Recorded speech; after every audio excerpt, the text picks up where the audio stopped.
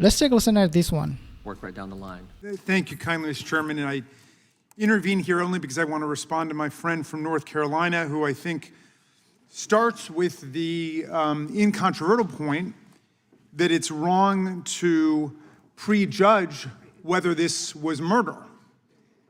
Then it is equally wrong to prejudge that it's self-defense.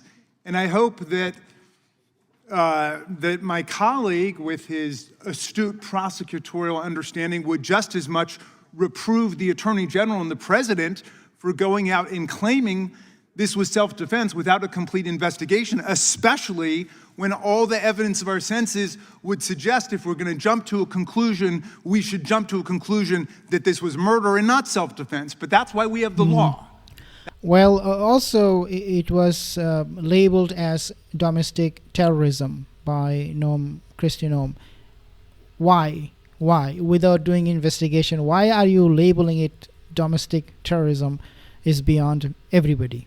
That's why we have a legal process. Now, the gentleman correctly states the situation, except he aborts the analysis midway.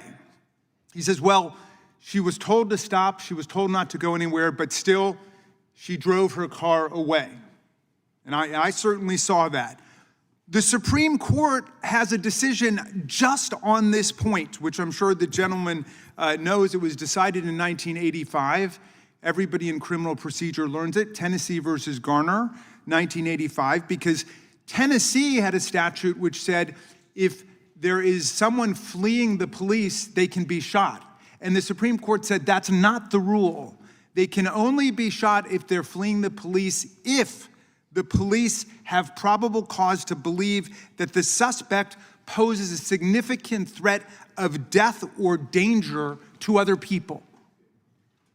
Now, Ms. Good, who's a 37-year-old mom of a 6-year-old boy, now orphaned by ICE, posed no threat to anybody. At least, as far as we can tell, there's no suggestion that she posed a reasonable threat to anybody. That's the legal question. Now, I think our committee should launch an investigation into this.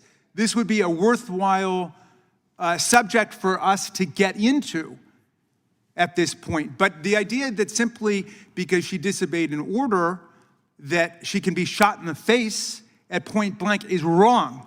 That's not the law in the United States of America. And you know who knows that? Everybody on this side of the aisle who talks about Ashley Babbitt. Because everybody talking about Ashley Babbitt seems to think that, well, she was told repeatedly to turn around and to leave, and then she still tried to use violence to get into our chamber, into the speaker's lobby, in order to get at us. And she was shot and repelled. And there were 2 different investigations which found that that was reasonable force used by the police because she was coming at them.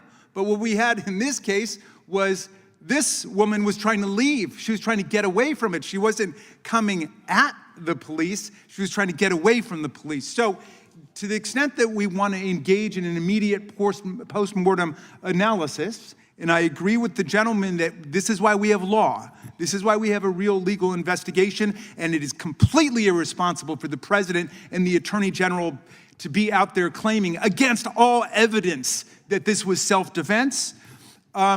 This is why we have law. Okay, then we should wait until we... Well, she was reversing her vehicle. She was on reverse, and the ICE agent felt threatened by that. Why don't you just move out of her way, adopt some other approach to stop her instead of shooting at her face? Unbelievable. We can make a final pronouncement upon that, but let's at least get down what the law is. This is the House Judiciary Committee, and people cannot be shot in the face simply because they walk away from a police officer, and especially when we've got police officers who are masked. And I just want to finish on this point, and I'm happy to yield to my friend, because look, all of us represent jurisdictions. We've got local police, we've got county police, we've got state police. None of them are masked. We've got the Army, we've got the Navy, we've got the Marines. None of them are masked. We've got the National Guard. None of them are masked. Why is ICE masked? This is what we want to know. Nobody's given us a good answer for this. Now, one suggestion comes from the fact that we have multiple January 6 defendants who are working at the Department of Justice itself, including Ed Martin and Jared Wise. So if they're hiring them at the Department of Justice, presumably they're hiring them at the Homeland Security and ICE, and maybe they don't want them to be identified because, of course, those people were very well video documented on the day of January 6th. There's a lot of suspicion that that's why these people are being masked, and they're not even telling us why they're being masked. But it's precisely this episode which demonstrates why people are afraid of ICE and will try to move away from ICE rather than submit to their order, even when people...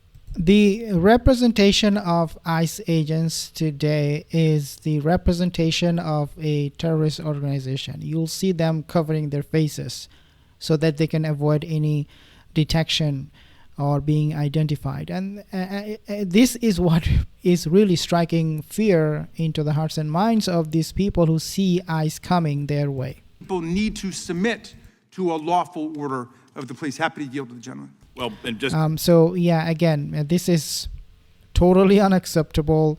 You cannot shoot at someone who is just walking away, running away, whether they're in a vehicle or whether they're just running on their foot. You cannot shoot at people. Simple as that.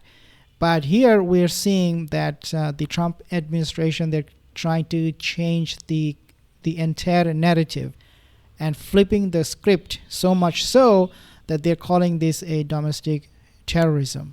Christy Noem, you are not doing a good job at all.